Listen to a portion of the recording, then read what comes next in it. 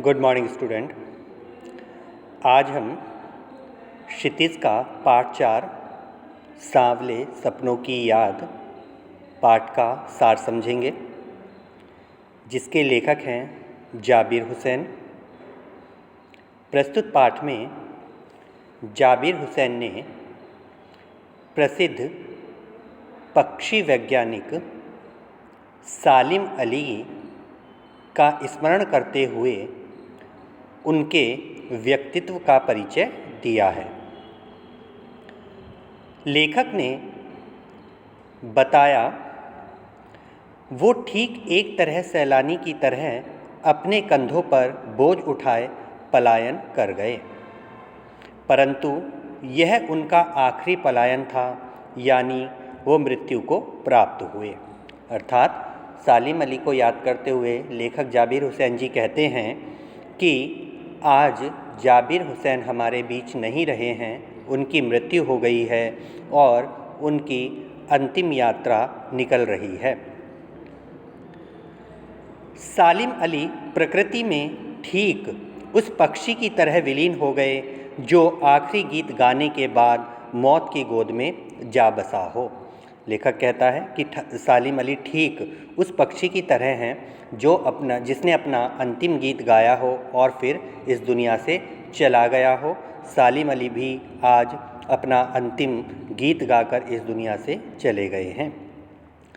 सालिम का मानना था कि लोग पक्षियों को आदमी की नज़र से देखना चाहते हैं।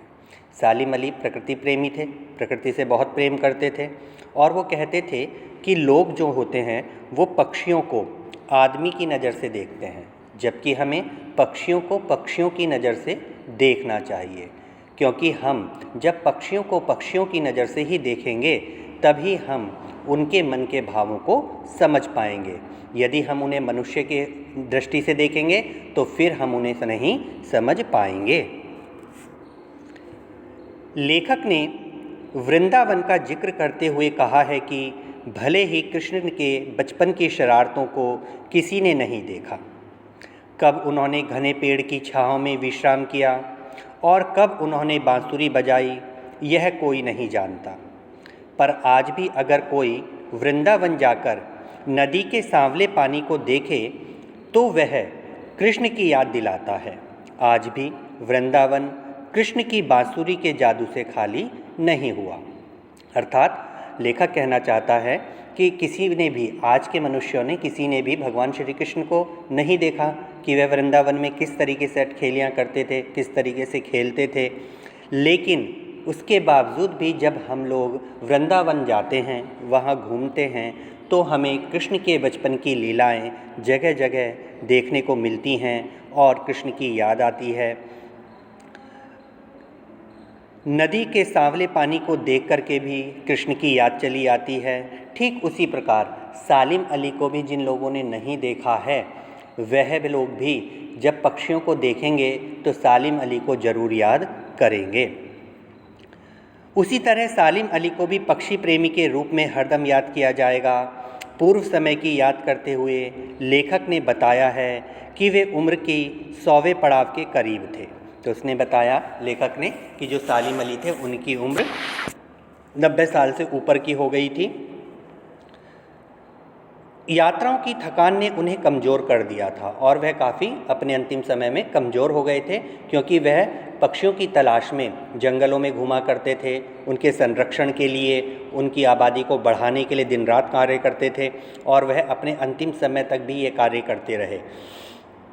कैंसर जैसी जानलेवा मृत्यु उनकी मौत का कारण बनी और उनकी मृत्यु किस कारण हुई? उनकी मृत्यु कैंसर रूपी जो बीमारी है उसके कारण हुई।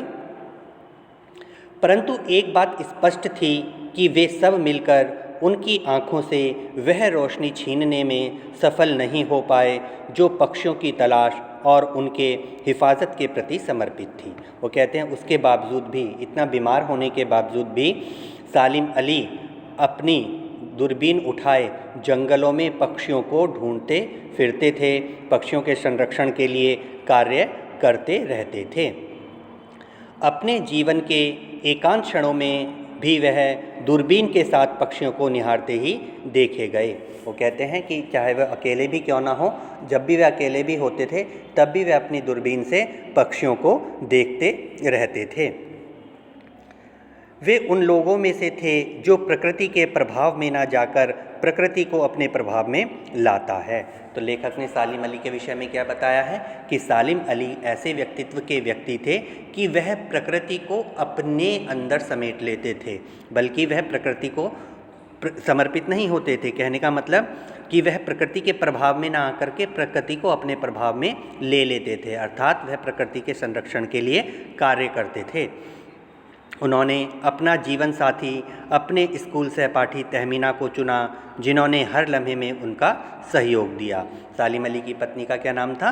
तहमीना, और वह उनके हर कार्य में उनकी सहायता किया करती थी। तहमीना उनके साथ ही स्कूल में पढ़ा करती थी। सालिम जी अनेकों अनुभवों के मालिक थे। एक दिन वे केरल की साइलेंट वैली को रेगिस्तानी हवा के झोंकों से बचाने का अनुरोध लेकर पूर्व प्रधानमंत्री चौधरी चरण सिंह जी से मिले थे, जो कि मिट्टी पर पड़ी पानी की पहली बूंद का असर जानने वाले नेता थे। तो सालिम अली जो है पक्षी प्रेमी के साथ साथ प्रकृति प्रेमी भी थे।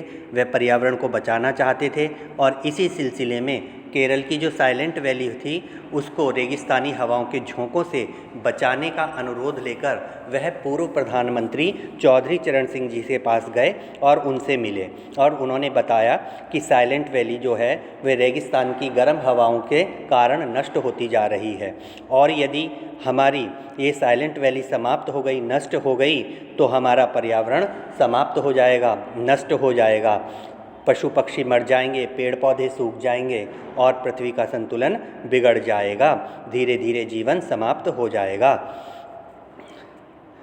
जब सालिम अली ने उन्हें इन सब बातों से अवगत कराया, तब पूर्व प्रधानमंत्री चौधरी चरण सिंह की आंखें नम हो गईं। सालिम ने अपनी आत्मकथा का नाम फॉल ऑफ स्पैरो रखा। सालिम अली ने अपनी आत्मकथा लिखी और उस आत्मकथा का नाम उन्होंने रखा फॉल ऑफ स्पैरो, जिसमें उन्होंने एक घटना का जिक्र करते हुए लेखक को D.H. लॉरेंस के बारे में लिखा है कि उनकी मृत्यु के बाद उनकी पत्नी से कहा गया कि वे अपने पति पर कुछ लिखें। तब उन्होंने कहा कि उनके बारे में मेरे से ज़्यादा मेरी छत पर बैठने वाली गौरैया जानती है। तो लेखक ने बताया कि जो सालिम अली थे वह पाश्चात्य प्रकृति प्रेमी थे, एक लॉरेंस, D.H. लॉरेंस उनके समकक्ष थे। जिस प्रकार D.H. लॉरेंस ने अपना संपूर्ण जीवन प्रकृति के संरक्षण में और पक्षियों के संरक्षण में लगा दिया, ठीक उसी प्रकार सालिम अली ने भी अपना संपूर्ण जीवन प्रकृति और पक्षियों के संरक्षण में लगा दिया था। लेखक कहता है कि एक बार D.H. लॉरेंस की पत्नी से किसी ने कहा कि वह लॉरेंस के बारे में कुछ बातें बताएं, तो फ्रीडा ने कहा, फ्रीडा यानी लॉरेंस की जो पत्नी है, उन्होंने कहा कि मैं लॉरेंस के बारे में ज़्यादा नहीं जानती हूँ, बल्कि लॉरेंस के बारे में तो मेरे से ज़्यादा मेरी छत पर बैठने वाली गौरैया जानती है। इसका मतलब क्या था? इसका मतलब यह था कि D.H. लॉरेंस अपना अधिकांश समय पक्षियों के साथ ही बिताया करते थे। लेखक ने आगे बताया है कि सालिम अली जो थे, जब वो छोटे थे तो एक बार वो अपनी एयरगन से खेल रहे थे, और एयरगन से खेलते समय एक नीलकंठ गौरैया घायल होकर नीचे गिर पड़ी। उसके दुखांत ने सालिम अली के जीवन की दिशा को बदल दिया, अर्थात इस घटना के बाद सालिम अली पक्षी प्रेमी बन गए और वह पक्षियों के संरक्षण के लिए कार्य करने लगे, क्योंकि उस गौरैया के मरने से उन्हें अत्यंत दुख हुआ। सालिम अली सदा जटिल प्राणियों के लिए एक पहेली रहेंगे। बचपन में उनके एयरगन की शिकारी गौरैया ने उन्हें पक्षी प्रेमी बनाकर जो राह दिखाई, वे उन्हें नए नए रास्तों की ओर ले जाती रही। वे एक भ्रमणशील व्यक्ति थे जो प्रकृति की दुनिया में एक टापू की बजाय अथाह सागर बनकर उभरे थे।